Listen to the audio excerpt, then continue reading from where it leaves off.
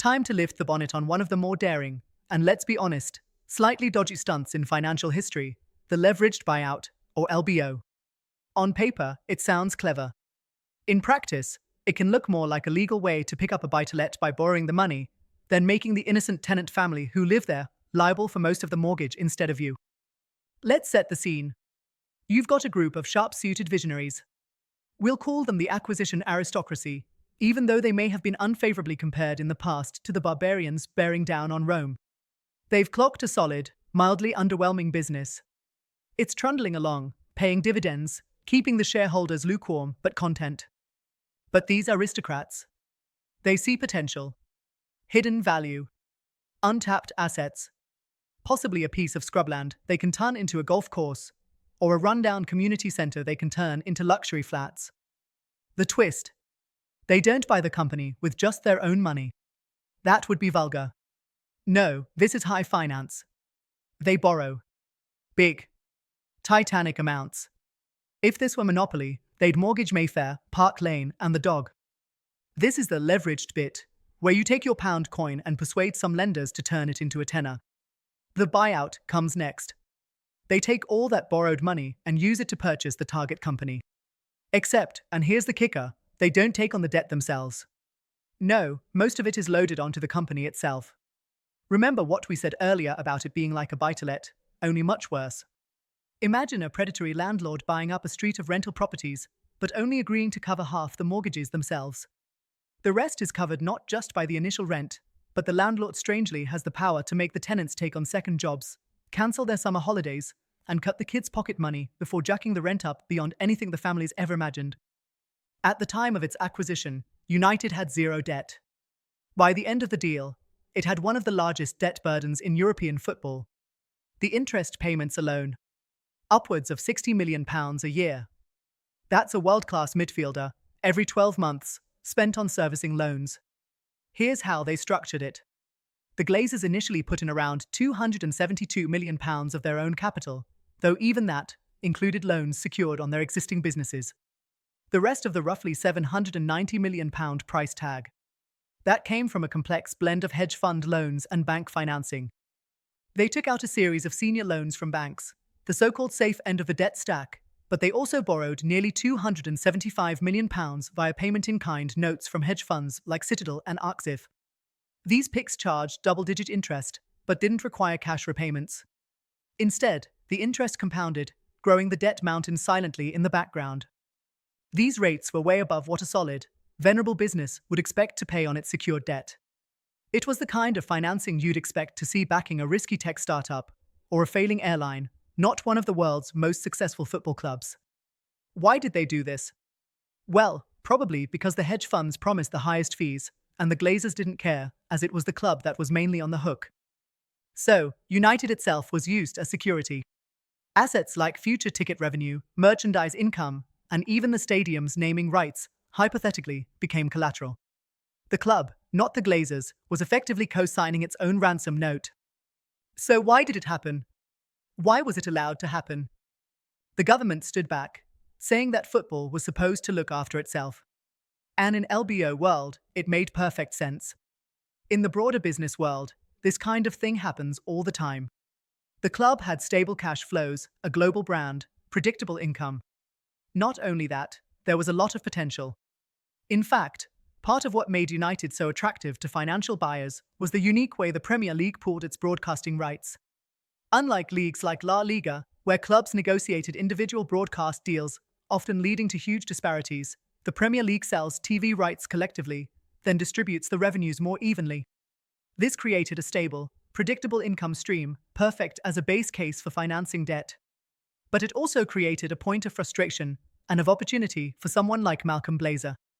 In 2005, La Liga allowed clubs like Real Madrid and Barcelona to negotiate their own individual TV deals. Madrid earned around €91 million that season, Barcelona just over 94 million, more than double what many smaller Spanish clubs took home. If United had been allowed to go solo, the theory went, its global fan base and commercial pull could have unlocked far higher revenues. Instead, the Premier League's collective model meant United were subsidizing the likes of Bolton and Blackburn. There's good reason to believe that the Glazers eyed this model not as a strength, but as a straitjacket. The failed Super League project in 2021. That wasn't a bolt from the blue. It was the culmination of a long-held belief that clubs like United should go it alone, commercially, competitively, and globally. And to be fair, while decoupling the TV rights hasn't come to pass, and in fact Spain has since moved back towards a more collective scheme, the Glazers bet correctly that the Premier League would grow, that broadcasting revenues would soar, and that the club would keep churning out money even under heavy debt. They sought out overseas sponsorships so aggressively it was almost hilarious, until you remembered the price. But they missed something entirely: the idea that other clubs would find a way to compete with United in financial terms as well as on the pitch. Even before they arrived, Roman Abramovich had landed with a bang at Chelsea, spending over £110 million in a single summer. He brought in the likes of Damien Duff, £17 million, Hernan Crespo, £16.8 million, Claude Makelele, £16 million, Juan Sebastian Veron, £15 million, and Adrian Mutu, £15.8 million, plus young talents like Joe Cole and Glenn Johnson. These might not sound like big numbers by today's standards, but at the time, it hit the market like a lottery winner might hit the Trafford Centre. It was a new financial order, and suddenly United weren't the biggest spenders in the room. United had seen off wealthy benefactors before: Jack Walker at Blackburn, Sir John Hall at Newcastle, who had come in, spent big, and faded out. Maybe they thought that Chelsea was just another example. But they were wrong. The cost of that model in United's case wasn't just financial. It was strategic. The debt handcuffed United during key moments. Rivals spent big, with Chelsea snapping up Andriy Shevchenko for £30 million in 2006 and Liverpool landing Fernando Torres for £32.5 million in 2007. Arsenal breaking their record on Andrei Arshavin in 2009, and Manchester City making a statement with Robinho at £32.5 million. Clubs across Europe were also flexing their financial power. Real Madrid signed Kaka for around £56 million that same summer, and Inter Milan spent nearly £40 million on Ricardo Quaresma and Sully Montari combined. Bayern Munich's £25 million move for Frank Ribery in 2007 helped set the tone for their next era.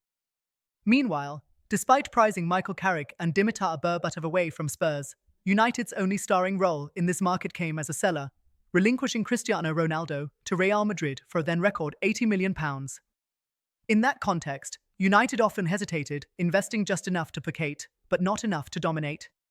The Glazers didn't bleed the club dry, but they ran it like a cash-generating machine. On a spreadsheet, that looked great. On a league table, less so. So, was the LBO a success? It depends on who you ask. When leveraged buyouts work, they can be ruthlessly effective. Take Alliance Boots. In 2007, private equity giant KKR teamed up with Stefano Pessina to take the company private in a deal worth over £11 billion.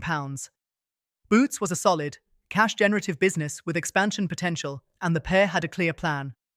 Just 5 years later, they sold a major stake to Walgreens in the US. Within another 2 years, Walgreens had bought the rest. KKR walked away with a handsome profit and a textbook case study in LBO success. Buy, optimize, exit. But when it goes wrong, it goes very wrong. Consider Toys R Us. Also acquired via LBO in 2005, it was saddled with nearly $6 billion in debt just as Amazon was ramping up. Instead of investing in online retail and modernizing its supply chain, the company spent the next decade servicing debt. The business fell behind, revenue stagnated, and in 2017 it filed for bankruptcy. The stores were packed with nostalgia. The shelves were packed with debt. And so, back to Manchester United. As well as the other failings we have talked about, the Glazers don't seem to have understood that the things that prop up an LBO in the normal world are subject to many more factors in football. They have never built any sort of relationship with the fans.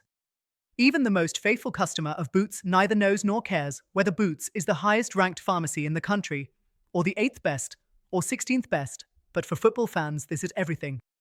Normal companies can also generally rely on money spent on the business producing at least some improvements in performance, but football doesn't guarantee this at all. Transfers require proper scouting and squad building, not random desperate bursts of money without thought. But for the Glazers themselves, it was an unquestionable success. They bought a global icon for under £300 million of their own cash. By 2024, United was valued north of £5 billion. Even after selling stakes and refinancing, they've extracted over £1 billion in dividends, fees, and share sales. In 2010, they refinanced part of the club's debt and quietly paid off the PIK notes. On the surface, this looked like progress, a partial unwinding of the more aggressive parts of the LBO. But it wasn't a true exit. It was a reshuffle. The club's interest obligations may have eased, but the cash wasn't suddenly free for reinvestment. Instead, the Glazers simply switched focus from paying lenders interest to paying themselves dividends. In 2012, the Glazers floated a minority stake in Manchester United on the New York Stock Exchange, a move that was pitched as a way to reduce the club's debt, but ultimately served to entrench their control. The IPO raised around $233 million, but only half of that went toward paying down debt. The rest went directly to the Glazer family. Crucially, the share structure granted the Glazers Class B shares with 10 times the voting power of the publicly traded Class A shares, effectively cementing their dominance regardless of how many shares were sold. It was a textbook example of extracting capital while insulating oneself from accountability. Wall Street got a glamour asset, the Glazers got liquidity, and the fans got nothing. As for the club, that's the debate. Financially viable? Perhaps. But ambition was mortgaged along with the stadium. The legacy. A club caught between its past glory and its present balance sheet. And yet, this surely wasn't the original playbook. An LBO is typically a contained strategy: acquire, streamline, exit. It is meant to be a short-term turnaround. You buy a sluggish, underperforming company, strip out inefficiencies, boost the bottom line, then sell it on for a handsome profit. The theory says you're a management genius. The reality usually involves slashing jobs, squeezing suppliers, freezing budgets, and generally cutting your way to profitability. But that script was never completed. Significantly, Malcolm Glazer suffered a major stroke in 2006, just a year after the takeover. He withdrew from public view, and strategic control passed to his 6 children. What followed was not a quick slip, but an indefinite holding pattern. The heirs seem to have differing views and priorities. Certainly only a couple of them have been seen in Manchester on a regular basis since then.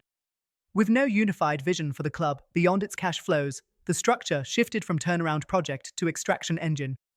Any pretense of transformation quietly faded. Any coherent strategy for the club now needs sign-off from half a dozen different owners. So we stumbled on for years. Next episode, we'll look at how this debt culture shaped decision-making at the top, whether United ever really escaped the shadow of its own buyout, and whether Ineos have arrived in time to rescue us all. We are thinking devils. Like, subscribe, pass it forward. 3 actions United's midfield couldn't manage for most of the 2010s. And we will see you again soon.